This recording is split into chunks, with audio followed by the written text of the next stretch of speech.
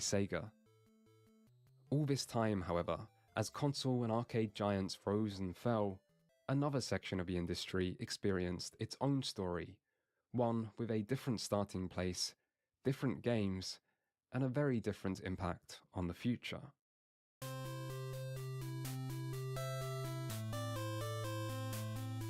World War II was kind of a big deal. In addition to deciding the fate of the global population and shaping the modern world as we know it, it also saw rapid technological advancement that would pave the way for something equally important: the home computer. Originally, computer game development was limited to only the most enthusiastic hobbyists. This started in the early 70s, with one of the first and most well-known examples being 1971's Star Trek, a text-based strategy game where players took control of the USS Enterprise to hunt down Klingon warships. Other early examples include Oregon Trail, a text-based strategy game best known via its later incarnations, 1976's Colossal Cave Adventure, a text-based adventure game inspired by real-life caving and Dungeons & Dragons, 1977's Empire, a turn-based wargame inspired by the board game Risk, Zork, also in 1977 and also a text-based little cave adventure, and Mud, or Multi-User Dungeon, a text-based real-time multiplayer role-playing game that helped pioneer the MMO genre in 1978. Of these 6 examples, all except Colossal Cave Adventure were created by students. In fact, Star Trek was created by a high school student who had started hanging around the University of California Irvine's computer lab in his free time. So, for computer games, it was teenagers who led the way. Maybe due to the younger generation's inherent creativity, but also because computers were so expensive that university students were some of the only people who had reliable access to them. This started to change in 1977 with the arrival of not 1 but 3 more affordable home computers: the Commodore PET, the TRS-80, and the Apple II. If you want to know what affordable means in numerical form, well, the most successful of these, the Apple II, cost $1,298 at release, which is over $6,400 after inflation. So, maybe not affordable for most, but it was a start. These early computers tended to ship with some games included, but they also came with something else. BASIC, a general-purpose programming language that gave computer owners not just the ability to play games, but also to make them themselves. And they did. The best-known example of this is Sierra Online, founded by husband and wife duo Ken and Roberta Williams, after playing Colossal Cave Adventure and deciding to make their own similar game on a family member's borrowed Apple II. The result was the first ever graphical adventure game, Mystery House, a murder mystery-focused game inspired by Agatha Christie novels and one of the earliest examples of both graphics in a PC game and horror in any video game. Sierra Online went on to have numerous hits, including King's Quest, Leisure Suit Larry, and Quest for Glory. Another example is Akalabeth, the first ever computer role-playing game made by a teenage Richard Garriott in 1979, originally on his school's mainframe PC and finished on an Apple II bought by his father. Garriott sold the game at his local computer store in a Ziploc bag with a cover sheet drawn by his mum, until a copy of the game made it to California Pacific Computer Company, who signed a deal with Garriott to take over publication and sold 30,000 copies. The founders of Codemasters, the Darling brothers, have a similar story, where they became wealthy and established game developers by the ripe old age of 16 and 17, selling games by mail order from their bedroom. Arcade and console gaming became corporate almost as soon as it came into existence, but by contrast, the computer gaming industry was heavily grassroots, with hobbyists, bedroom coders, and literal children often leading the way, laying the foundations for the entire industry and proving just what these new home computers were capable of. This did mean the PC scene was much slower to monetize their efforts, with piracy, known at the time as sharing, being such common practice that many people weren't even aware it could be considered wrong. And what started as sharing between friends quickly evolved into selling bootleg copies for a fraction of the original price. The differences between computer and console gaming doesn't stop here though. From the higher age of the average player, to the higher price of the systems, to the vastly different control schemes, to regional differences, with PC gaming particularly flourishing in Europe, the same region where consoles caught on the slowest, PC gaming basically grew up independently to the rest of the gaming industry, and nowhere is this more evident than in actual game design. Arcade games started off simple. They were highly replayable and fiendishly challenging, in large part due to their monetization, and they tended to focus on skill-based gameplay experiences that came alongside arcade-specific features, like high scores and lives. Console games then grew out of this foundation, with Atari and Sega owing much of their console success to their arcade ports, and the NES's library being packed with games which emulated many aspects of popular arcade titles of the era. PC games, however, were quick to embrace complexity. Text adventures like Zork gave players a staggering amount of freedom in their text inputs, while MUDs did similar while adding in other human players as well. 1980s genre pioneer Rogue offered a huge randomly generated world for players to progress through. Groundbreaking RPGs like 1981's Wizardry or Ultima provided deep, dungeon-crawling, overworld-spanning adventures with plenty of statistics, classes, and items. In many of these titles, gameplay seemed to take a back seat to trying to simulate a rich virtual world for players to become immersed in. Many of these games were still highly challenging, but less emphasis was placed on constant fail states and replayability, with difficulty instead often coming from depth. And low-fidelity visuals, be they text, ASCII, or spreadsheet, were often embraced as a way to provide greater freedom, and maybe as a way for programmers to avoid learning to draw or hiring artists. In time, many of these differentiators would become less clear, as the borders between PC and console would gradually erode, with Japanese role-playing games being an obvious example of cross-pollination. But this process occurred slowly, and many of these same differences between computer games and their console cousins are still evident today. Still, as the 80s evolved, so too did the home computer, with systems becoming more affordable amidst rising competition. It seems everybody is interested now in home computers. Well, so far, home computers are just a small fraction of those being sold in the United States. But because our technology is growing by leaps and bounds, computers can help us with a lot of household items, for grown-ups as well as for the kids. The next generation of computers would include the ZX series from Sinclair, NEC's PC series, the Atari 8-bit family, the BBC Micro, and the Amstrad CPC. The best-selling of these was the Commodore 64, which released just under $600 and holds the world record as the highest-selling single computer model of all time. At the same time as this, computing heavyweight IBM launched their now iconic Personal Computer series, popularizing the term PC. These came with Microsoft's DOS operating system and supported open software development for the first time.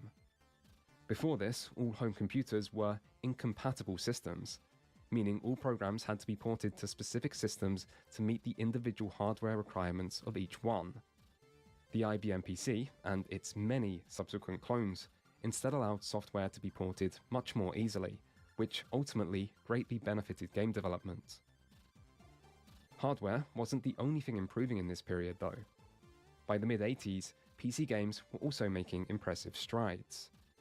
1984's King Quest from Sierra showed the evolution of the graphic adventure genre with an animated protagonist and interactive world. Space Sim Elite broke new ground by adding advanced 3D graphics and action gameplay into an incredibly deep and open space sandbox.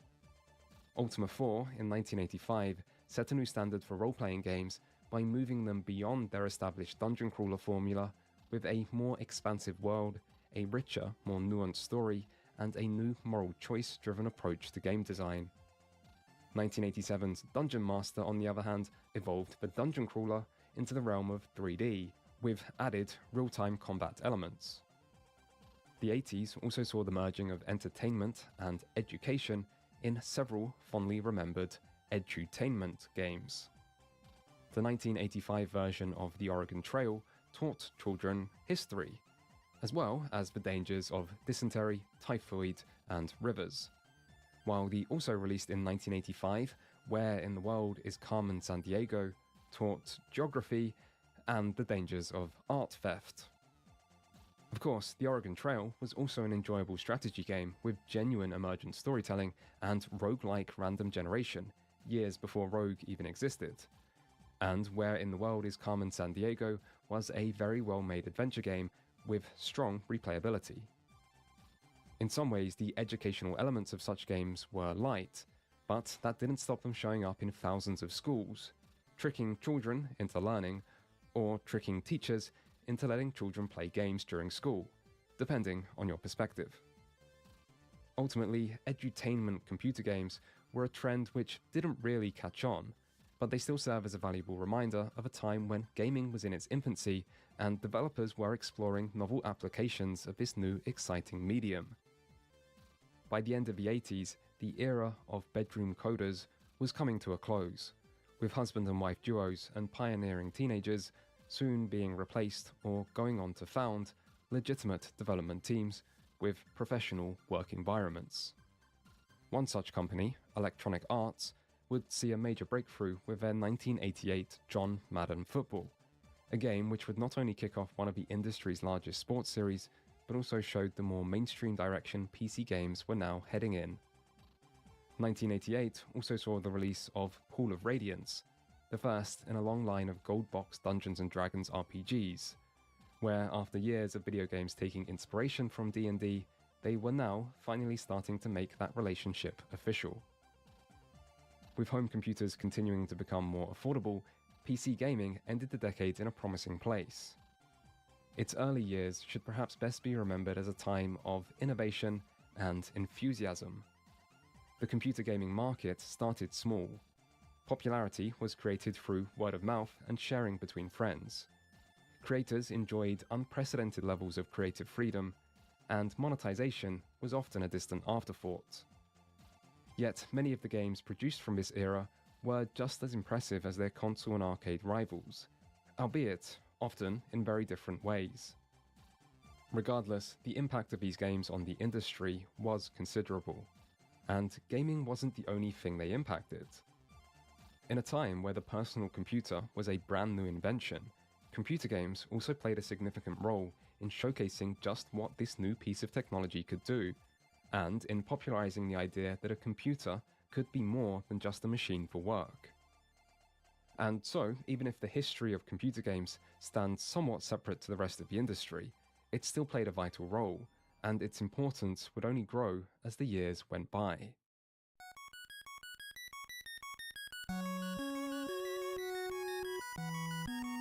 Gaming's early years were tumultuous, with lawsuits, bankruptcy, and corporate takeovers coming alongside innovations and breakthroughs, all while technology progressed at breakneck speeds, leaving both software and hardware behind after only a few years. Within this chaos, the video game industry rose, fell, and then finally rose again. And each time, there was a connection to the quality of the games. First with the novelty of Pong, before the industry got smothered in an abundance of Pong clones, then with the golden age of the arcade, and Atari's move to bring that golden age to consoles, before a mass of low-quality, cheaply produced games once more sunk Atari and much of the industry with them, and then finally with Nintendo, bringing new life to the industry with their higher standard of quality and groundbreaking flagship series. The evolution of the gaming industry wasn't exactly smooth, but by the end of the 80s, video games had come a long way. In 1972, there was Pong. In 1989, Prince of Persia on the Apple II used rotoscoping technology to produce smooth, true-to-life animations. Shadow of the Beast on the Amiga combined detailed sprite work with parallax scrolling to create stunning backgrounds. Final Fight on arcades upped the level of detail and the amount of things on screen at once to seriously impressive levels. And even on consoles, the new generation of 16-bit systems was starting to really show what those 16 bits could do, with games like Golden Axe providing much better visuals than was seen in the last generation. And it wasn't just graphics. On the NES, developers' experience with designing games and their familiarity with the system was also showing dividends. Take the opening of the famously difficult action platformer, Ninja Gaiden.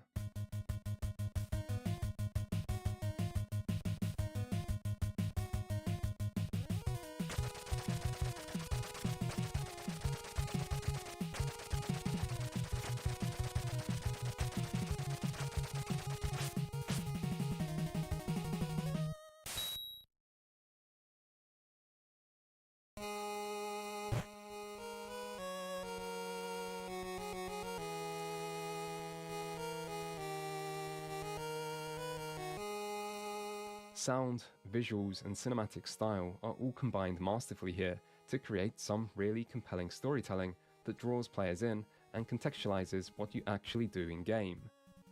And it does all this in less than a minute. Meanwhile, on PC, games like the city builder SimCity or God game Populous were once more treading new ground and creating new genres that challenged how people thought about video games. Still, if you really want to see how far games had come, no single title illustrated it better than the latest entry in Nintendo's most iconic series.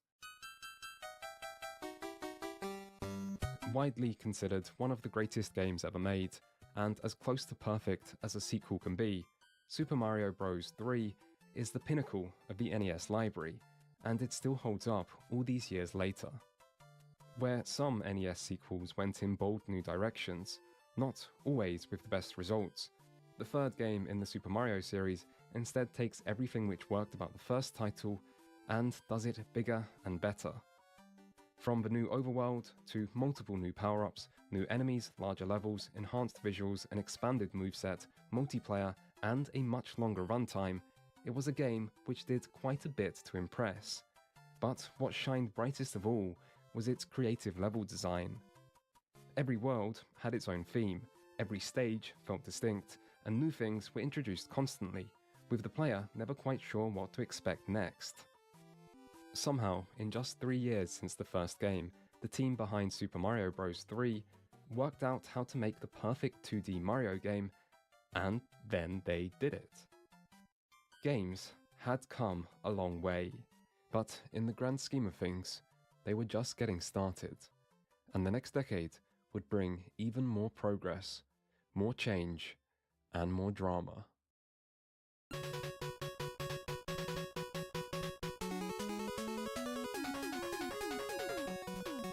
By the start of the 90s, the gaming industry was well and truly established. With the launch of the Game Boy, Nintendo had cemented their status as the market leader, but the aging Nintendo Entertainment System was now facing tough competition from Sega's next-generation Genesis, setting the stage for one of gaming's most legendary rivalries. Meanwhile, the increasing affordability of the personal computer was making PC games a more serious part of the industry, while gaming itself was moving ever towards the mainstream, with bigger budgets, bigger names, and bigger controversies. Overall though, the 90s was a time of rapid technological progress. At the dawn of the decade, the 8-bit NES, a third-generation console, was the best-selling on the market. Yet by the decade's close, consoles were entering their 6th generation with 128 bits of computing power inside much more advanced systems. Graphics would transition from 2D sprites and pixel-based to the brave new 3-dimensional world of polygons. Cartridges were replaced by the much higher capacity CD-ROM. Multiple new genres of games emerged, including the most popular of all time. Massive franchises were established, including the most successful of all time. And game design experienced its own evolution as developers raced to keep up with the continually changing times. Before all this, however, the decade began with action. And while the fighting between consoles might be what's most remembered about the 90s, arcades also had some important fighting of their own to do first.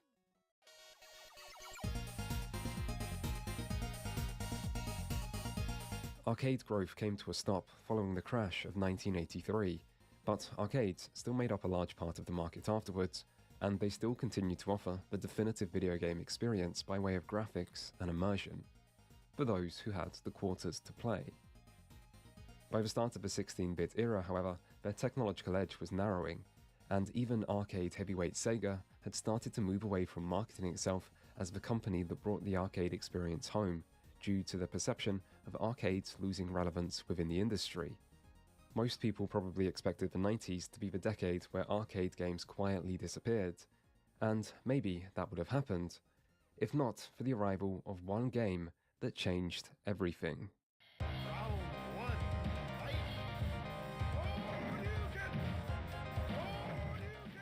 Street Fighter II wasn't technically the first fighting game, but you'd be forgiven for thinking it was. Reaching arcades in 1991, it represented a massive evolution from Capcom's 1987 predecessor and brought many of the staples people have come to expect from the genre, including combo mechanics, precise joystick controls, and a focus on face-to-face player-versus-player action. Before Street Fighter II, competitive video games were about high scores, and so the competition was indirect. But Street Fighter II allowed players to go head-to-head, making competition more active, exciting, and genuine. This was a major step for gaming and paved the way for the concept of deathmatches, as well as more serious competitive tournaments and games as a form of esports. For arcades, though, fighting games were simply a match made in heaven, and they instantly brought new life to the scene. The social nature of arcades was a perfect fit for a genre that was about being best and winning in style, and the popularity of Street Fighter was explosive, causing a significant resurgence in arcades before soon going on to be one of the highest-selling console games of the next generation and leaving an immediate impact on pop culture. Street Fighter II was soon met with competition itself, first from SNK's Fatal Fury in late '91, then from Midway's infamously violent Mortal Kombat in '92, before arcades once more cemented themselves as the leaders of video game technology with the cutting-edge 3D of Virtua Fighter from Sega in '93 and Namco's Tekken in '94, with a whole host of other smaller names springing up along the way. For a time, fighting games were the hottest genre in gaming, and they made a lot of money in the process, with Electronic Gaming Monthly reporting that in Japan, fighting games accounted for 80% of all gaming sales in 1996. Other important advancements in arcades came from the move to 3D technology, which preceded the jump to 3D seen in the next generation of consoles, and was in large part the result of a rivalry between Sega and Namco. This can be seen in Virtua Fighter and Tekken, as well as a number of notable racing and light gun games, including Virtua Racing, Daytona USA, Virtua Cop, and House of the Dead from Sega, and Ridge Racer, Point Blank, and Time Crisis from Namco. Konami's highly original rhythm-based Dance Dance Revolution in 1998 also proved highly influential. Still, while arcades might have seen a renaissance in the early and mid-90s, this was ultimately only enough to delay the inevitable, and as the decade grew to a close amidst a surging console market, arcades once more entered into a period of decline, as the era of the arcade gradually came to an end. Today, arcades mostly exist as a nostalgic relic of the past, but their importance on gaming history was enormous. For years, arcades were the largest and most technologically advanced section of the industry, and in addition to producing many of gaming's greatest titles, they also left an enduring impact on gaming culture. Still, while arcades might have kicked off the decade's action, it would be consoles that would take the fighting to a whole other level.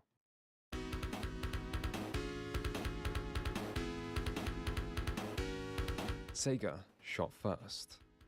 In addition to beating Nintendo out the gates in entering the fourth generation, Sega was also responsible for making things personal by deliberately targeting Nintendo in their marketing. What Nintendo? Conventional wisdom might suggest that naming, and by extension, giving publicity to your main competitor in your own marketing isn't the best strategy. Yet, conventional wisdom isn't always correct. Genesis does may be the most famous gaming commercial of all time, and it exemplified the spirit of the fourth generation. Taking shots at Nintendo wasn't the only part of Sega of America's grand strategy, however. They also sought to create a strong library of unique games which would appeal to Western audiences and help make the Genesis stand out. Early examples of this can be seen with Michael Jackson's Moonwalker and several celebrity-endorsed sports games like Joe Montana Football or Pat Riley Basketball. These still didn't provide Sega with the true system seller they needed though, and to make matters worse, their head start only lasted so long, as in November of 1990, Nintendo's much-anticipated 16-bit system finally launched in Japan, alongside the latest entry of one of gaming's now most iconic series, Super Mario World. In a head-to-head comparison, there wasn't a lot to differentiate the two competing pieces of hardware. The Genesis did have an advantage in pure CPU power, but the Super Nintendo boasted more RAM, better sound quality, more on-screen colors, and more detailed sprites. The systems were also similarly priced, meaning it was games that would be the ultimate deciding factor. And it was here that Sega was about to make their most important play yet. Mario had launched Nintendo into the home console market and was seen as central to Nintendo's success. So Sega decided they needed their own Mario. Work on the character design started all the way back in 1988 and went through multiple revisions, with Sega Japan and Sega America working together and often disagreeing over the direction. Central to the design was the decision to emphasize speed and to appeal to Western audiences, with designer Naoto Oshima even going to New York to ask locals in Central Park their opinion on the design, which ultimately led to a blue hedgehog by the name of Sonic. The emphasis on speed carried over to game design, with the team wanting Sonic's default speed to be equal to Mario's running speed, and for his running speed to be a great deal faster. This led to many animation and frame rate problems, but the team stuck with the idea, not wanting to compromise their desire for players to go fast. Levels were then designed to be large and non-linear to take advantage of the main character's enhanced movement, while also once again being seen as a straight upgrade to the levels seen in Mario. Finally, vibrant colors and a laid-back soundtrack were used to give the game a strong sense of identity, and in summer 1991, the project was complete, with Sonic the Hedgehog releasing worldwide about 2 months before the North American release of the Super Nintendo. And so, at long last, Sega had their killer app. Gotta go. Hey, guy, you're the first serious gamer I've seen all morning. Check this out. Brand new 16-bit Super Nintendo with Super Mario World. Wow! What's this one? Oh, this is a Sonic the Hedgehog from Sega Genesis. Hey, look at these radical colors, huh? Wow, Sonic's fast, too. No, over here. I like Genesis, and it costs a lot less. Wait, kid, that game I'll there. take Sonic and Genesis. I knew that. Sonic was an immediate success, and with it the Genesis outsold the Super Nintendo 2-1 in the 1991 US holiday season, with Sega taking a 65% share of the 16-bit market. Meanwhile in Europe, Sega performed even better, as the Super Nintendo wouldn't see an EU release until mid-1992. This was one of the major differences between Nintendo and Sega at the time, as while Sega were pioneering the idea of a global release for systems and software, Nintendo were by contrast much slower at bringing their products to other markets. In the end, this paid off for Sega and allowed them to take a clear lead over their rival for the very first time. And this wasn't the only advantage Sega now had. Their greatest weakness in the last generation, third-party support, would no longer be a problem after Sega entered the market early and offered publishers much more favorable licensing terms than Nintendo. They also worked hard to stay on top of hardware developments, releasing the Sega CD, or Mega CD, in 1992 as an add-on for the Genesis. The Sega CD wasn't cheap, and its sales numbers were relatively modest, but it did offer a more high-end product to those who wanted it, and the new CD technology provided much greater storage capacity, allowing for more detailed audio and entirely new types of games like those focused on full motion video. Lastly, Sega also didn't slow down with their aggressive marketing. The Sega Genesis has blast processing. Super Nintendo doesn't. So what's blast processing do?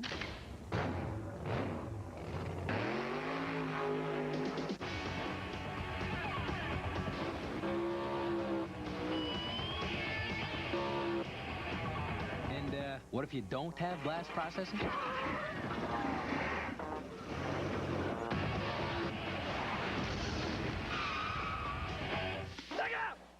It is debatable whether blast processing is even real, but one thing everyone can agree on is that the Super Nintendo doesn't have it. I mean, sure, technically the Super Nintendo was the more advanced system, but technically the Genesis did have faster processing, so Sega made sure that's what they focused on, and it worked. Still, even if Nintendo didn't have blast processing, there was something they did have, which some might even say is more important. Games. The Legend of Zelda: A Link to the Past released in America in 1992, and did for Zelda what Super Mario Bros. 3 did for Mario. As a near-perfect sequel and one of the best games of the 16-bit era, A Link to the Past expanded the overworld, expanded Link's moveset, expanded the dungeon design, and then added an entire parallel dark world for the player to travel between that was similar and yet completely different to the world they knew. The result was a landmark action-adventure game that set a standard for 2D Zelda still not surpassed to this day. And Nintendo didn't stop there. Sequels were expected, but Nintendo had new ideas too, and they still had one of the best people around for the job.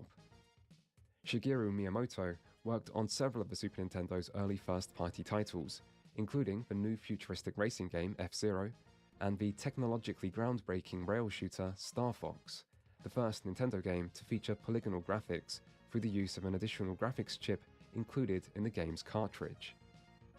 Released in early '93, Star Fox went on to become one of the console's best-selling games, although it was still surpassed by another new Nintendo franchise, 1992's Super Mario Kart, which brought Mario and friends into the world of kart racing, kicking off their own subgenre in the process. Still, Nintendo weren't the only one making good games.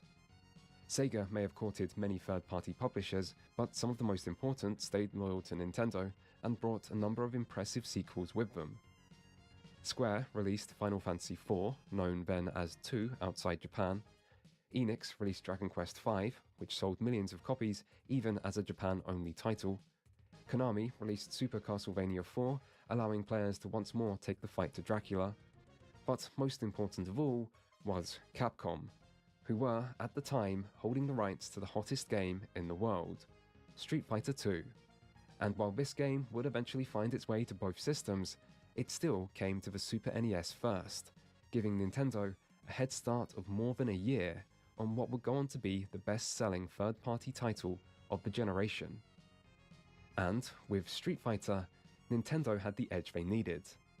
Holiday season 1992, and this time Nintendo was selling more systems, allowing them to climb back into first place in '93. Sega weren't done yet though, and the battle was about to get even messier. Wasting no time after the success of their new best-selling game of all time, Sega released the sequel to Sonic in late '92, featuring even faster gameplay alongside reoccurring series sidekick Tails. But it was their more adult titles that would truly define the next year. Two major features of this era of console warfare were the idea that Sega had the more mature system and games than the family-friendly Nintendo, and debates over which version of specific games were better. These days, exclusives are what people most remember, but plenty of titles came to both systems, sometimes with completely different variants, kicking off endless arguments between fans over which system had the superior version.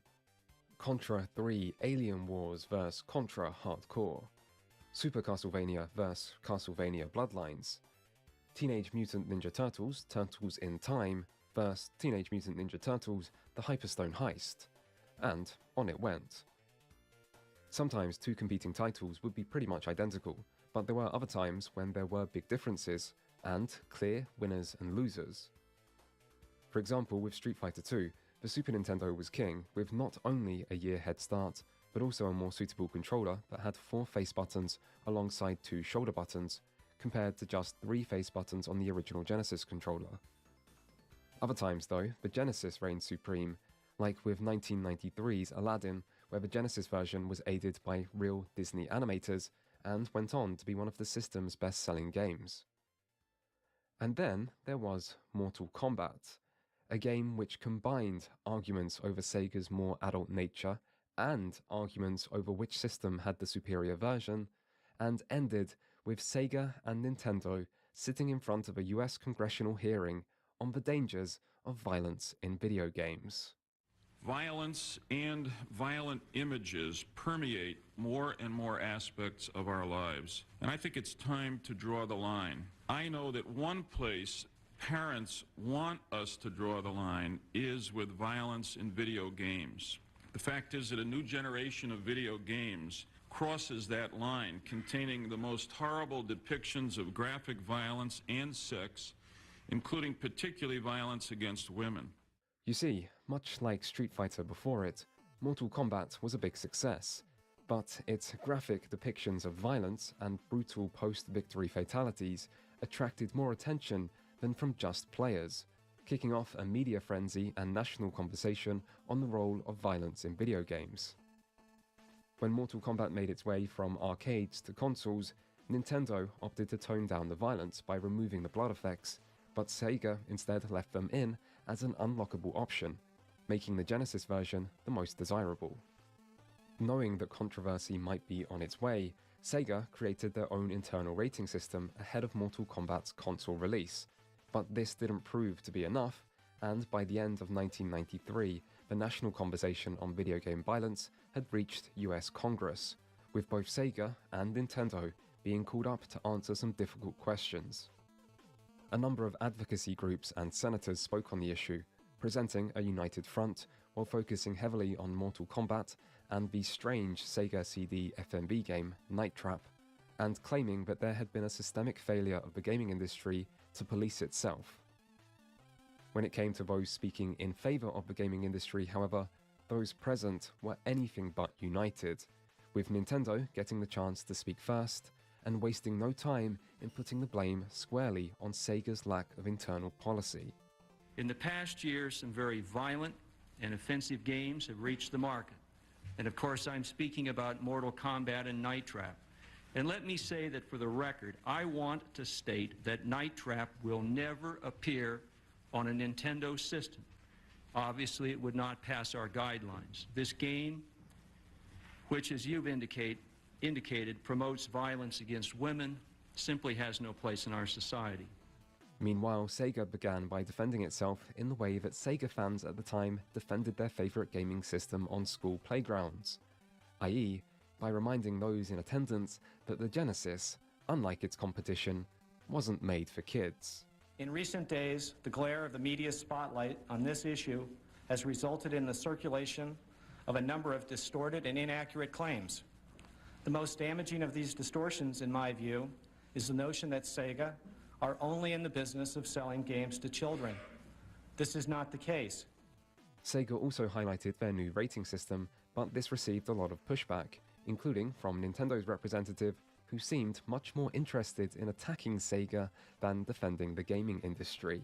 Let me make just a couple of other points. I can't sit here and allow you to be told that somehow the video game business has been transformed today from children to adults. It hasn't been, and Mr. White, who is a former Nintendo employee, knows the demographics as well as I do. Furthermore, I can't let you sit here and buy this nonsense that this Sega Night Trap game was somehow only meant for adults. The fact of the matter is, this is a copy of the packaging. There was no rating on this game at all when the game was introduced. Small children bought this at Toys R Us, and he knows that as well as I do.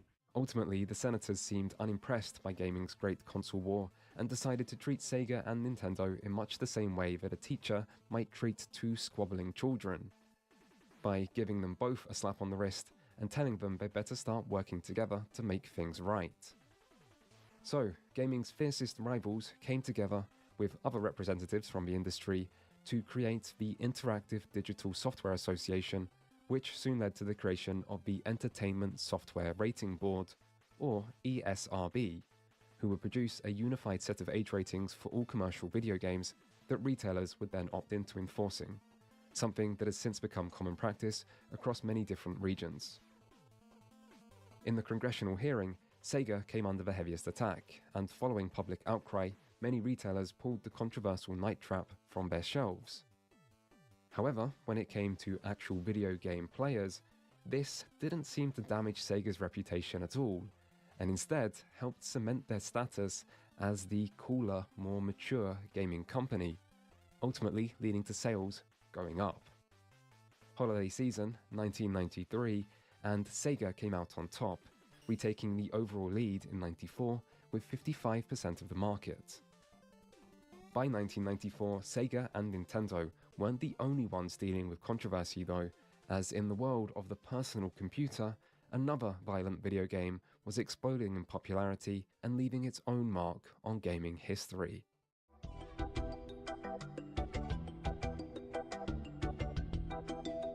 In the early 90s, consoles might have received the most attention and made the most money, but PC was still the place to be for innovation, and it saw a number of big releases of its own. LucasArts' 1990 pirate-themed The Secret of Monkey Island set a new standard for the graphical adventure genre with its user-friendly interface, sharp comedic writing, and a more open game design that removed any sort of fail state and ensured players could never be locked out of puzzles or the means to progress the game. In 1991, Sid Meier's Civilization popularized the 4X genre of strategy games, where you explored, expanded, exploited, and exterminated your opposition while guiding a human civilization over the course of several millennia, a concept that proved as expansive and original as it was addictive. Delphine Software's strikingly cinematic action-adventure game Another World also released that year, leaving a lasting impression on many who played it. Featuring a scientist fighting for survival on an alien planet, it placed a heavy emphasis on presentation and told its story entirely without dialogue, creating a game that felt years ahead of its time and would influence a number of important future titles, including Ico, Metal Gear Solid, and Silent Hill. In 1992, Westwood Studios created the first real-time strategy game with Dune 2, combining resource gathering, base building, and small-scale warfare into an addictive new formula. Dune 2 would be followed by Blizzard Entertainment's Warcraft, Orcs and Humans in '94 and Westwood's alternative history Command & Conquer in '95, which together established the RTS as an important genre within gaming. '92 also saw the birth of the survival horror genre with Infogrames Alone in the Dark, a game that went beyond embracing horror as an aesthetic by deliberately disempowering the player to heighten the tension and create a sense of dread. Its haunted mansion setting and cinematic camera would also greatly influence future titles of the genre. Meanwhile, in the world of role-playing games, the Ultima series continued strongly, with its highly acclaimed 7th entry, The Black Gate. But it was a spin-off from the main series that proved to be the most innovative RPG that year. Looking Glass Studios' Ultima Underworld was the first role-playing game to feature first-person action in a 3D environment.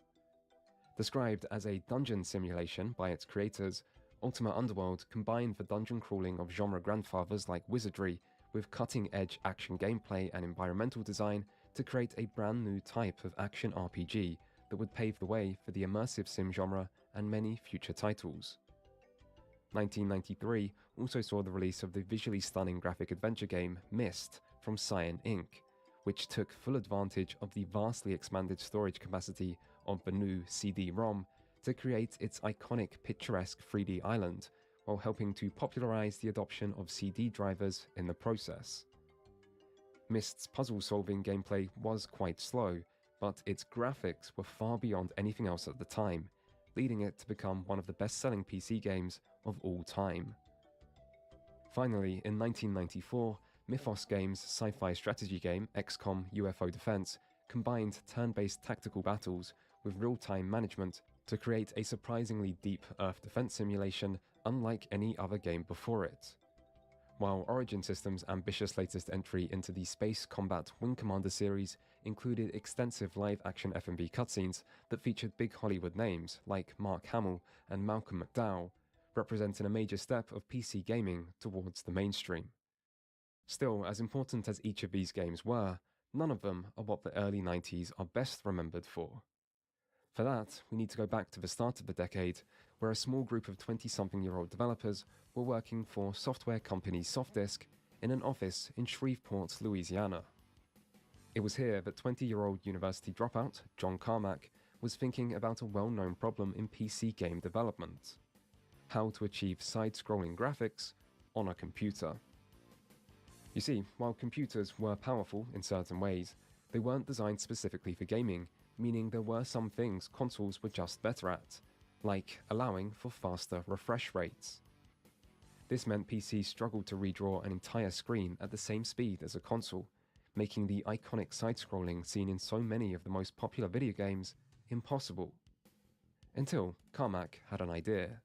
Why redraw everything on screen when you could instead only redraw the parts that actually change? This became known as adaptive tile refresh, and with it, Carmack was about to change the world of PC gaming. First, Carmack and friends recreated Super Mario Bros. 3 step by step, something people thought couldn't be done on PC. They then sent the end result to Nintendo, who were admittedly impressed, but told them they didn't want Nintendo games on anything except Nintendo hardware, meaning all their hard work had been for nothing. So next, they decided to make their own game instead.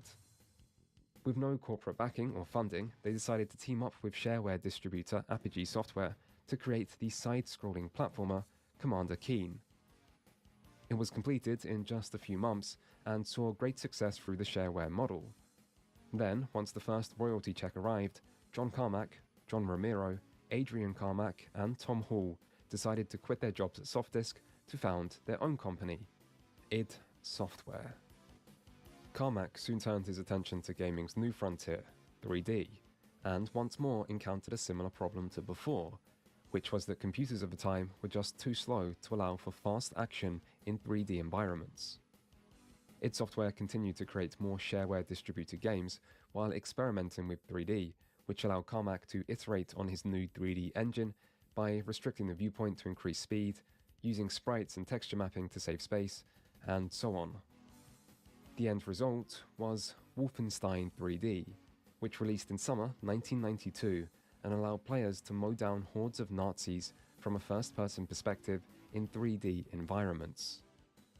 Wolfenstein was the first true first-person shooter, and its fast pace and smooth action made it hugely successful, but it would soon be overshadowed by an even more impressive game. Released in late 1993, Doom was a game which changed gaming. Bigger, faster, and more violent than Wolfenstein, with visuals that looked years ahead of its predecessor, Doom was an instant classic. For years, there was no FPS genre, there were only Doom clones. It invented the deathmatch while helping to pioneer the concept of networked multiplayer. It spawned one of the most active mod scenes of all time, while greatly popularizing the concept of modding, and it was estimated that by late 1995, it was installed on more computers worldwide than Microsoft's latest Windows operating system. Doom was a gaming phenomenon, and it only achieved that level of success because underneath its demon-infested exterior and innovative technology was a really well-made game that used fast action, varied enemy encounters, and complex level design full of secrets to create a formula that still holds up all these years later. Doom also served as a perfect representation of what made PC gaming so different to consoles in the early 90s. While Sega was desperately trying to market itself as the mature alternative to Nintendo, games like Doom were providing a genuine mature alternative without even really meaning to. And while consoles were embroiled in a clash of corporate giants and spending tens of millions on marketing every year, Doom was self-published, distributed through shareware, and made by initially just 5 guys, with 2 more coming on to help near the end. And despite this humble background, it was still the most impressive 3D game the industry had ever seen, and it helped to create the most successful genre in gaming. There have been independent games that have been phenomenally successful since Doom, but it is truly rare for an independent game to be so successful while also being technologically years ahead of its competition. The shareware distribution model can also be seen as a forerunner to digital distribution. It worked by offering part of the game as a free trial that anyone could download and play, and then asking players to pay to purchase the rest. With no retailer or possibly publisher, it meant games sold this way had much more limited reach, but the lack of any middlemen also meant lower prices for consumers and a larger cut of revenue for the developer. And so, it should come as no surprise then that Doom's success quickly turned its creators into multi-millionaires. 6 months after Doom's release, John Carmack owned 2 Ferraris. He was 23 years old at the time. id Software would follow Doom with a sequel in 1994, before creating an even more powerful engine to produce their fully 3D Doom successor, Quake, in 1996, which took multiplayer to soaring new heights, with far more modes and built-in 16-player online capability. Quake was another big hit, and with it, the era of online first-person shooter domination had arrived. But for consoles, the mid-90s would also bring the next generation of systems, and it didn't exactly play out as most people expected.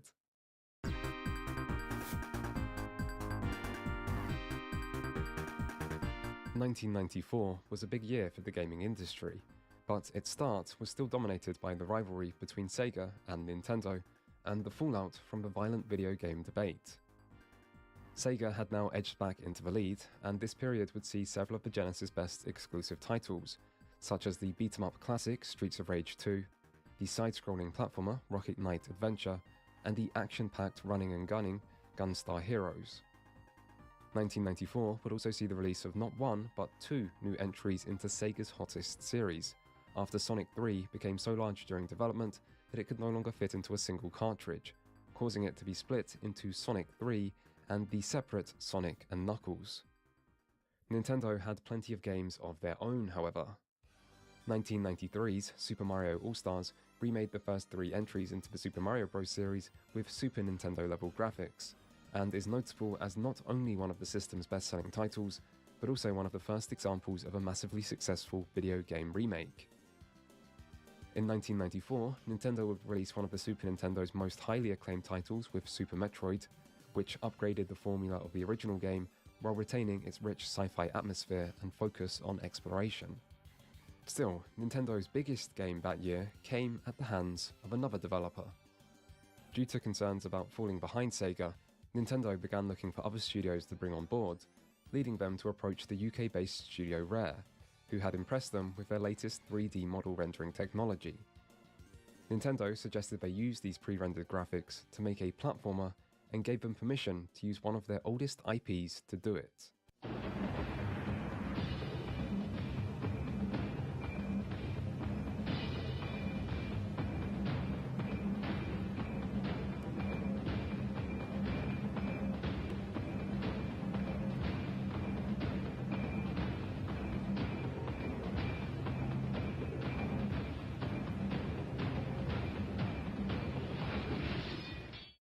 Even before Donkey Kong Country released in late 1994, its unique visual style brought it a lot of attention and convinced Nintendo to heavily back it with a generous marketing campaign. Even so, the game still exceeded expectations, setting the record for the fastest-selling game of all time and going on to become the 3rd best-selling game on the system. It also wowed critics, impressing with its creative level design and timeless soundtrack, in addition to the striking visuals. Donkey Kong Country was the edge Nintendo needed to pull back into the lead following a strong holiday season in 1994, but while high-quality new titles ensured the Super Nintendo was still going strong, by this point, Sega was starting to turn their attention to future systems. The 5th console generation started early and saw heavy competition. The 3DO released in America in late 1993 and boasted some seriously impressive technical specifications, becoming the first system to fully take advantage of new CD-ROM technology. It also launched with a retail price of $700, which is $1,400 after inflation, and struggled to build a library of solid exclusives, meaning it ultimately struggled to compete with later, better-known systems despite its strong launch. And as for those later systems, two would go head-to-head in Japan in late 1994, but this time, Nintendo wouldn't be one of them. Sega began work on their next system early after realizing the importance of CD-ROMs and having had promising results with 3D technology in arcades. At the same time as this, they tried to maintain support for the Genesis by creating a second add-on in addition to the Sega CD called the 32X that would bridge the gap between the two generations and offer a cheaper entry into the 32-bit era. Unfortunately, Sega struggled to produce enough games for either the Sega CD or the 32X to really justify their high costs, meaning both pieces of hardware ended up as commercial failures and might have damaged Sega's reputation with fans, who did buy these add-ons due to their perceived lack of support. Still, it was the next generation where the battle would truly be decided, and so Sega went all out on developing a new system that could meet their lofty expectations. While Sega was working on a 32-bit system of their own, however, a new entrant into the video game scene was doing the same, and getting ready to change the console landscape forevermore. Sony was an electronics company founded after World War II and best known for their music products like the Sony Walkman. Their first foray into gaming hadn't turned out very well.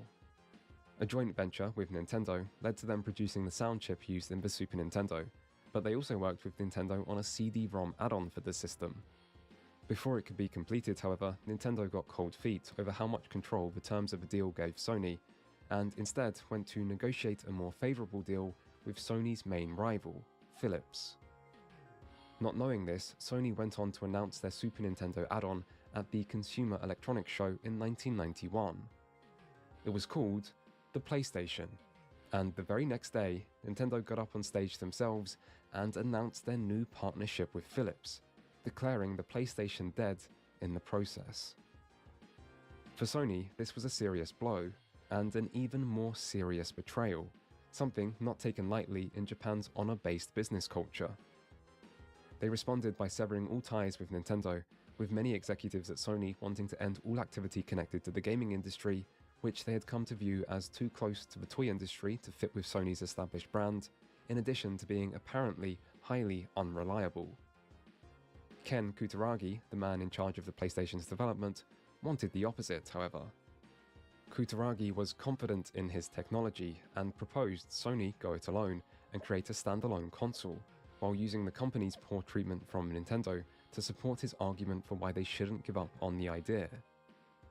In the end, Kutaragi got his way, but he still had a problem.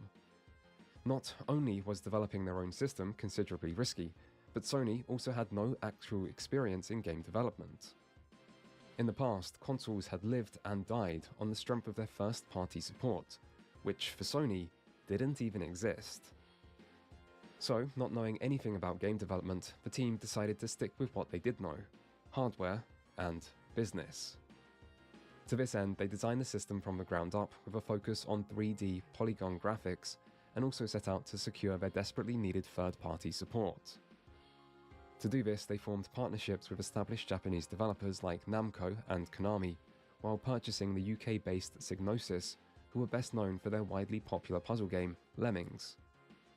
This gave Sony their first in-house team, and it was through this that they would stumble into their big break. Developers at Psygnosis found the current workstation-based development kits to be overly expensive and impractical, and so they persuaded Sony to instead use a PC-based development system, thus marking a major turning point for the console industry, which had largely ignored PCs until then. PC-based development was not only cheaper and more efficient, it also streamlined the process for third parties while making porting games between PC and Sony's new system much easier than before, something which proved crucial in allowing Sony to compete with their more established rivals.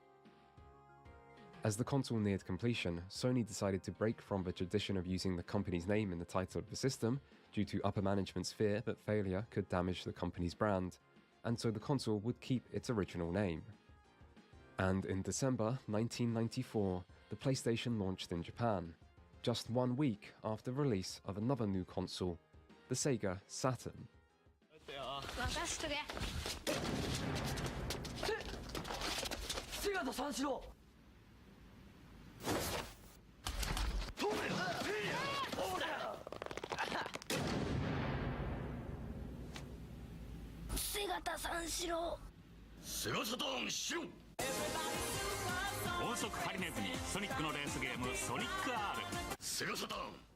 The two systems were similarly priced and offered similar performance, but it was Sega who proved to be the early favourite, thanks in large part to the hugely popular Virtua Fighter, which sold at a near 1-to-1 ratio with the Saturn at release.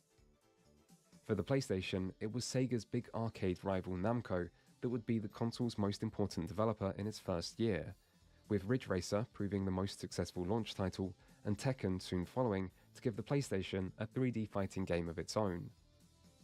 Still, exclusives wouldn't be the most important factor in the new system's first years. As both systems prepared for their global release, both companies came up with a plan to give them the edge over the other, which they would reveal at the first ever Electronic Entertainment Expo in 1995, where 40,000 eager attendees packed the Los Angeles Convention Center to get a glimpse of the next generation of gaming. Sega went first and took to the stage to announce that, due to high consumer demand, the Saturn would release immediately, that very day, at select retailers. This was 4 months before the expected September release date, and Sega hoped this head start would give them the advantage. Unfortunately for them, however, other retailers responded to this surprise announcement very negatively, with KB Toys even dropping Sega from its lineup, and the early release also left the Saturn's launch lineup rather light on games.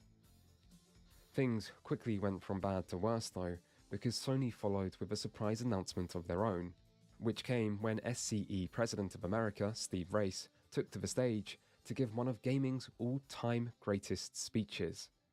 I'm going to ask Sony Computer Entertainment President of America, Steve Race, to join me for a brief presentation.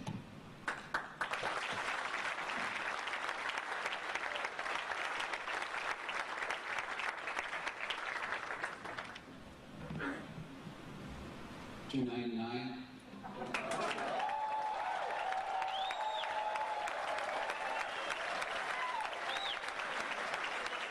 $299 was 100 less than the Saturn, meaning the systems were no longer similarly priced, and it turned out that while Sega's gamble backfired, Sony's instead paid off.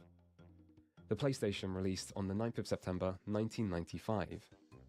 2 days later, it had sold more units than the Saturn had in the last 4 months. The PlayStation's launch was huge, and what's more, their easier-to-develop-for system was about to start proving its worth, as a number of former PC developers soon started releasing games for Sony's new console.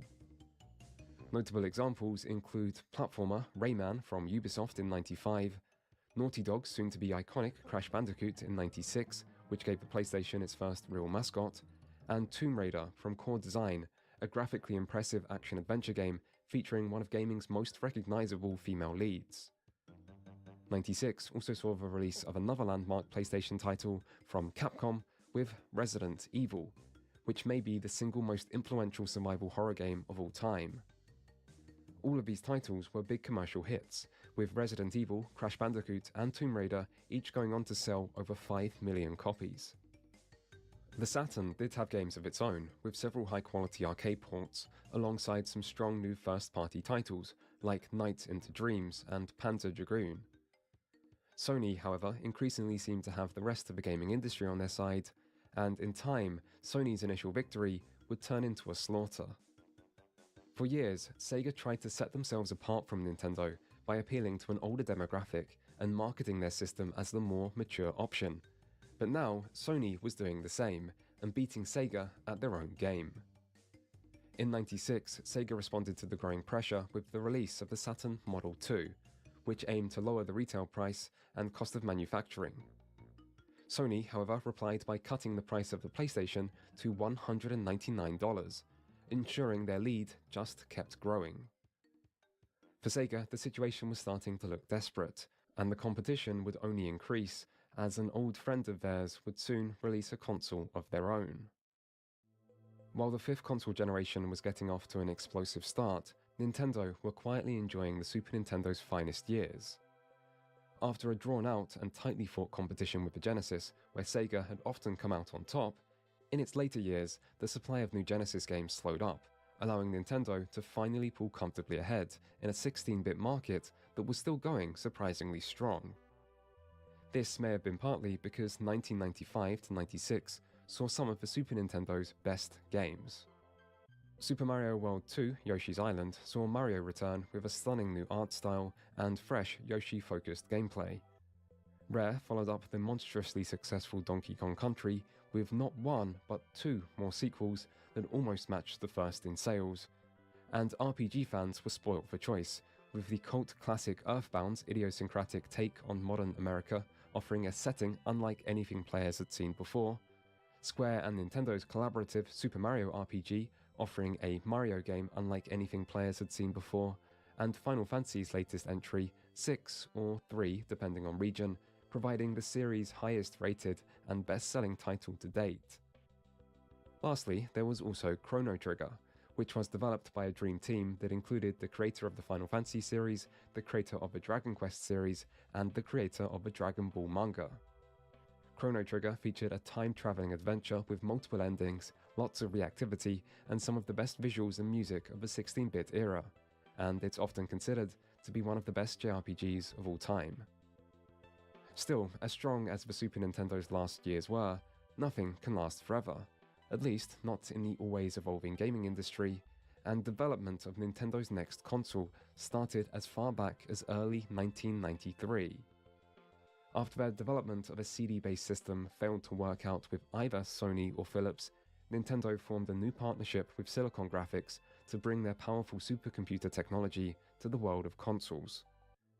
The final product released in 1996 with the name Nintendo 64 to emphasize its 64 bits of computing.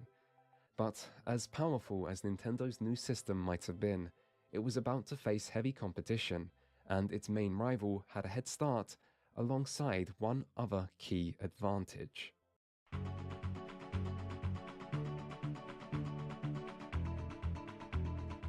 Nintendo arrived late, but the N64 did have some things in its favor. Nintendo's continued focus on affordability meant the system was able to match the new prices of the Saturn and PlayStation while offering much more powerful hardware.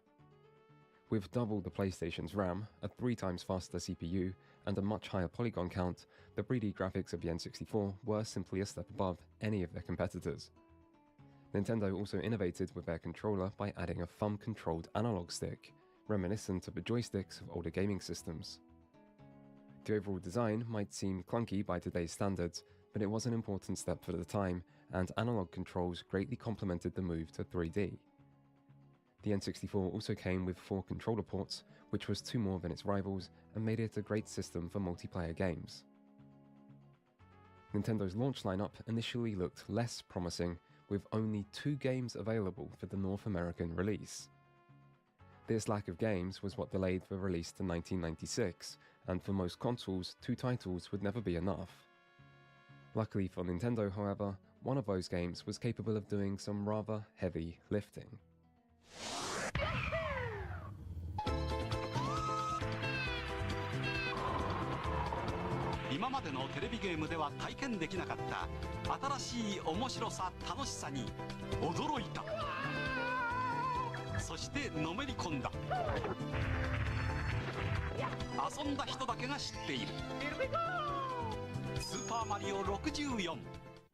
Super Mario 64 didn't just bring Nintendo's popular mascot into the realm of 3D, it also shattered expectations for what a 3D platformer could be. Before it, games of the genre had used fixed cameras or just suffered from loose, imprecise controls. But using the new analog stick, Mario was given full 360-degree movement with a detached adjustable camera and a rich array of movement options. Levels were big and inviting, begging players to explore and experiment, and the cartoony visual style was a great fit for showcasing the N64's high polygon count. Basically, it was as strong a launch title as Nintendo could have asked for. But it still wouldn't be enough. Because as impressive as the N64 and Mario were, there was one thing the PlayStation did, which Nintendo didn't. And that was use CDs. Nintendo's console was more powerful. It did have a higher polygon count and shorter load times, but CDs had higher capacity, and for many developers, this was the most important factor. The best known example of this was RPG veteran Square, who had been a loyal ally to Nintendo and had originally begun work on their next Final Fantasy game on the Super Nintendo. As development progressed, Square soon realized they wanted to use pre-rendered video and backgrounds, something that would only be possible with a larger capacity of the CD, meaning creating the game for Nintendo's new console was no longer possible. As development continued, Square invested more and more resources into the project, resulting in an estimated development budget of more than $40 million, making it the most expensive game ever made at the time, and it turned out, Square's investment paid off.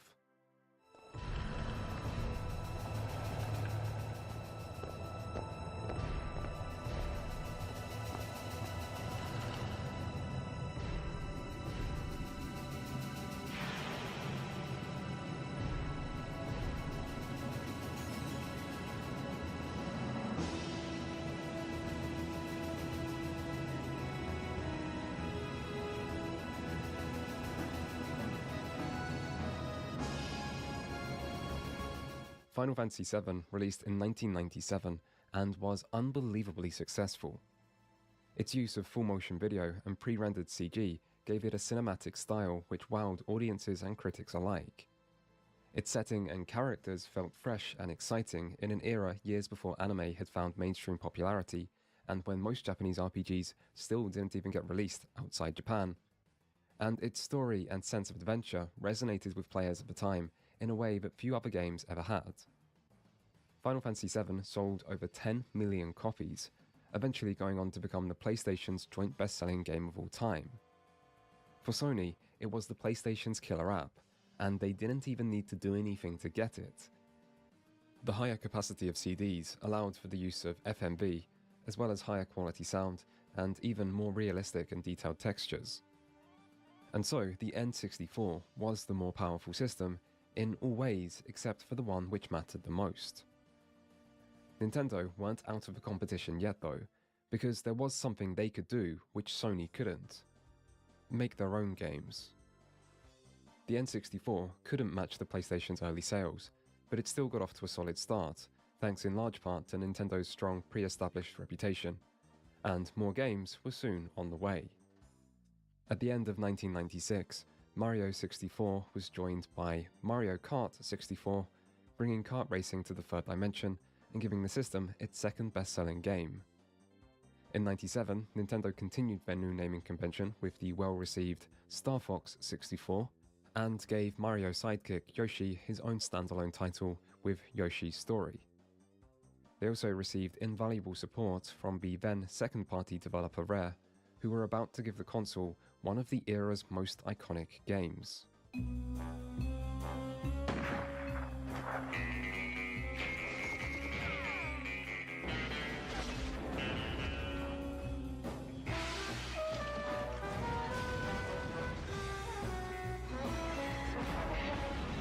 you know how to use one of these?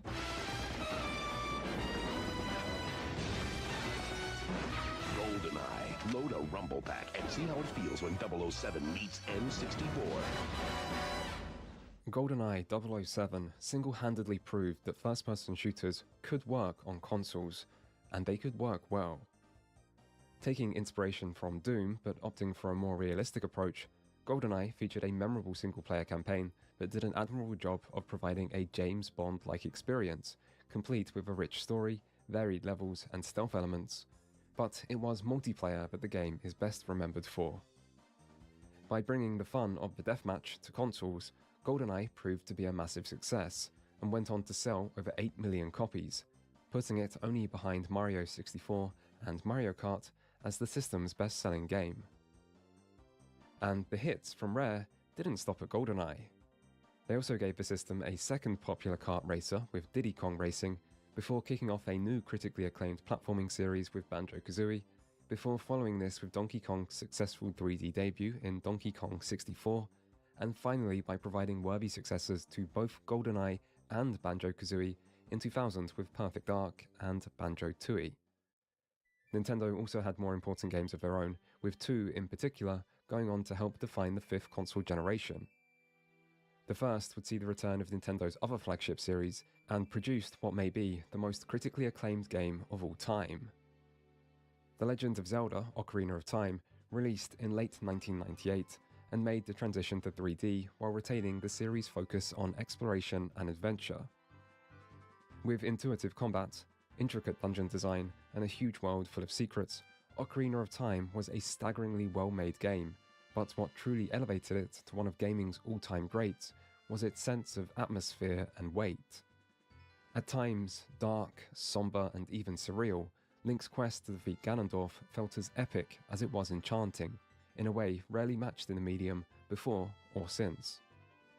Nintendo also gave the world a new take on the fighting genre in 1999 with Super Smash Bros. Featuring an all-star cast of classic Nintendo characters, Smash moved the focus away from character-specific combos to create a more approachable but no less enjoyable fighting game that was unlike anything else on the market. Still, as impressive as Nintendo's first and second-party titles were in this period, they still weren't enough to match the PlayStation's ever-growing lineup. With so many developers favouring Sony's system because of its ease of development and the advantages of CDs, Nintendo was left with little third-party support, and the more the PlayStation user base grew, the more developers wanted their games to be on it. Sony finished the decade strongly. They took inspiration from Nintendo to produce their own dual analog controller in 1997. They transitioned their marketing from targeting Sega towards directly targeting Nintendo after Nintendo became the main competition, and with each new year they saw multiple major titles that ensured the PlayStation's dominant position grew and grew. 1997 brought well-received sequels to Tomb Raider and Crash Bandicoot, alongside the only other game that could match Final Fantasy in sales numbers, Gran Turismo. Produced by Polyphony Digital, a new Japanese-based first-party studio within Sony, Gran Turismo received universal acclaim and set a new bar for graphics and realism in a driving game, surpassing even arcade competition in a somewhat symbolic step for the industry. In 1998, Sony's lineup was arguably even stronger, with widely successful sequels to Resident Evil, Tekken, Crash Bandicoot, and Tomb Raider that would be joined by high-selling new series, like Insomniac's Spyro the Dragon. Perhaps the year's biggest surprise came from another ex-Nintendo ally, when Konami released their latest entry into the Metal Gear series. Much like Final Fantasy VII before it, Metal Gear Solid wowed players with its cinematic focus, this time produced through in-engine cutscenes, alongside full voice acting and an unusually mature and complicated storyline.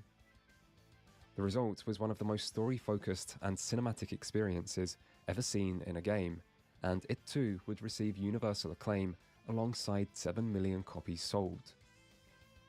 1999 was once more a packed year, with even more sequels, this time to Final Fantasy, Resident Evil, Spyro, Tomb Raider, and Gran Turismo, alongside a new survival horror game from Konami in Silent Hill, and a kart racer to compete with Nintendo in the form of Crash Team Racing. As the console generation progressed, the reality of the situation became clear.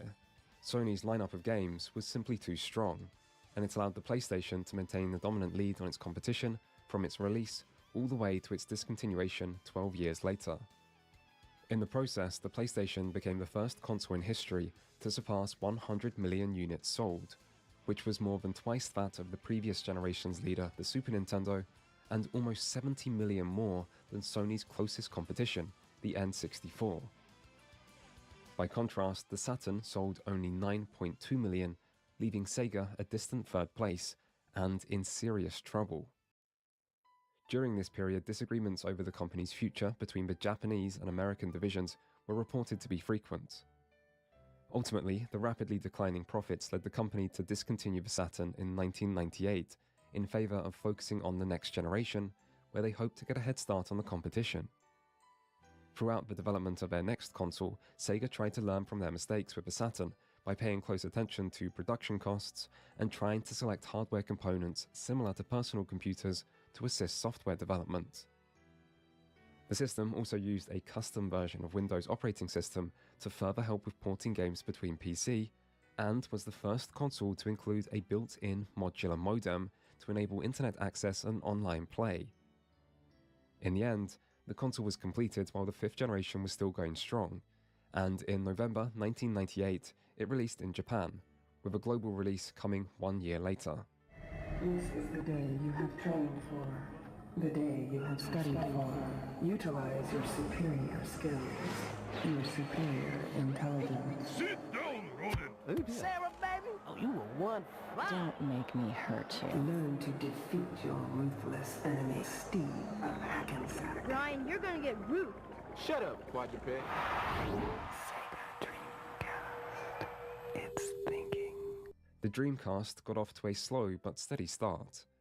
Pre-orders in Japan were high, but hardware shortages meant Sega couldn't keep up with demand, meaning they failed to meet their initial sales goals. The American launch went smoother, however, and the first year's sales seemed promising. The launch lineup included a number of first-party titles, but its two big early stars would be Sonic Adventures and Soul Calibur.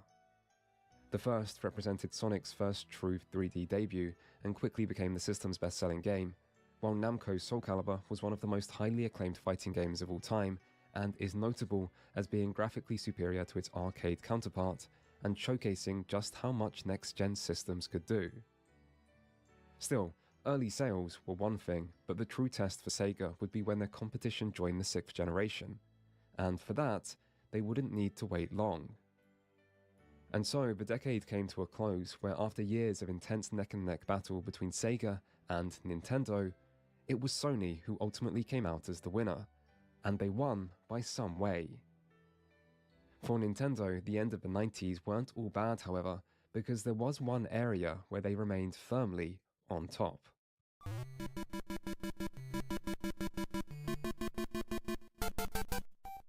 The Game Boy released in 1989 and quickly surpassed its technologically superior competition. Nintendo supported their new handheld system with a number of first-party continuations of classic Nintendo series. This meant more Mario, with Super Mario Land 2, before new series antagonist Wario got his first game in Wario Land Super Mario Land 3. The Game Boy also got a sequel to Metroid with Metroid 2 Return of Samus, as well as a new 2D Zelda with Link's Awakening. Other notable early Game Boy games include puzzle game Dr. Mario, Kirby's first ever outing in Kirby's Dream Land, and a continuation of the original Donkey Kong series, as well as a portable title from Rare called Donkey Kong Land. These games were all well received and helped the Game Boy to continue strong, but it would be a new series which came to define handheld gaming in the 90s. Before that, Nintendo would release the highly experimental and rather disastrous Virtual Boy in 1995, a 32-bit, technically portable headset and controller. The Virtual Boy was the first console capable of displaying stereoscopic 3D, although it was only in red and black, and there were concerns about long-term use, causing permanent eye damage. It was also pushed to market before it was truly ready, and received negative reviews for its high price, uncomfortable design, and weak selection of games that struggled to use its novel 3D effect in interesting ways. Ultimately, the Virtual Boy ended as a clear failure, and was discontinued less than a year after its launch before even receiving a European release.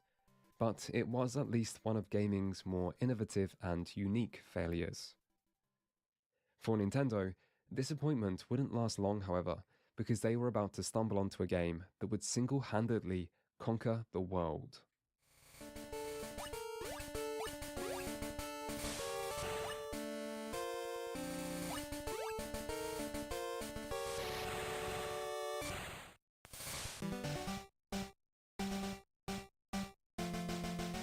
Pokémon released in 1996 in Japan, 1998 in America, and 1999 in Europe. It was inspired by creator Satoshi Tajiri's childhood hobby of collecting insects, but upon hearing the idea for the game, Nintendo were initially skeptical. In the end, it was support from Shigeru Miyamoto that helped get the game off the ground, with the Game Boy's link cable-enabled multiplayer acting as a major influence in creating a game focused on collecting and trading rather than being a more traditional RPG. The idea to have different versions of the same game with exclusive Pokemon came from Miyamoto, who thought it would encourage the game's social aspects. And, in the end, Miyamoto and Tajiri would be proving right, but success didn't happen overnight. After a long and problematic development, Pocket Monsters Red and Green released in Japan to decent but not remarkable sales. By the end of its first year, the game sold over 1 million copies in Japan alone, but then, instead of slowing down like most releases, Pocket Monsters did the opposite. With a blue and yellow version released later to renew interest, and strong word of mouth as a result of the game's social aspects, sales just continued to grow, with 3.65 million copies sold in Japan in 1997. To put this in perspective, the total lifetime sales for the Game Boy in the region at this time was only 7 million, but then Game Boy sales started to shoot up as well. By the end of a slow localization process, Nintendo and Game Freak had finally started to realize the potential value of what they had their hands on, and so they decided to increase the game's marketing, tying the game's promotion to the upcoming anime and the series' new mascot, Pikachu. Across America and Europe, Pokemon Red and Blue broke sales record after sales record, with 31 million copies sold worldwide, or 46 million including all versions. It was later described as the most successful video game of all time and received the world record for best-selling video game excluding bundle sales. In short, Pokemon was a phenomenon unlike anything seen before in the history of gaming, and it was a phenomenon that didn't stop at the games. An anime, a card game, merchandise, accessories, movies, spin-offs, sequels, and more, all in mere months as the franchise grew and grew, with children all around the world doing whatever they could to get their hands on anything and everything Pokemon. For a short period of time, the world seemed to stand still, gripped in the midst of a genuine Pokemania. It was possibly the biggest cultural phenomenon the modern world has seen, and it's hard to think of any one thing that has matched it since. To this day, Pokemon is the highest grossing media franchise in the world, surpassing Mickey Mouse, Star Wars, Harry Potter, and Marvel, and it doesn't look like anything will be catching up with it anytime soon. If there were any doubts still about the gaming industry's mainstream potential by the late 90s, they didn't survive the arrival of Pokemon. And all this, every bit of it, was kicked off on the back of one simple game. When people talk about the greatest games of all time, there are a lot of obvious choices, but Pokemon Red and Blue might be one of the most overlooked. Aimed primarily at children, with a legacy that has far outgrown the original titles, it's easy to forget how fresh and addictively enjoyable Pokemon's concept of combining role-playing mechanics with monster collection truly was to players at the time. It provided a perfect introduction to the RPG genre, but it also added excitement and personality to the experience, with players feeling a strong sense of attachment to their pocket companions, and always wanting to see what new creatures awaited them in the next location, or which Pokemon might evolve next, or what secrets there might be out there in the world waiting to be uncovered. The multiplayer aspects and growth of the franchise beyond gaming then helped turn Pokemon into the unprecedented craze that it became, but that wouldn't have been possible if not for the strength of the original games, which makes them seem worthy of a special place in gaming's history. And as for the Game Boy, it soon received an updated model with the Game Boy Color, which released globally in late 1998. Its best-selling game was, unsurprisingly, the next entry into the Pokemon series, but it included full backwards compatibility with the Game Boy's existing library, allowing Game Boy Color owners to not only play their old games, but also play them in color. Amidst surging Pokemania, the new Game Boy sold well, with combined sales with the original reaching over 118 million units,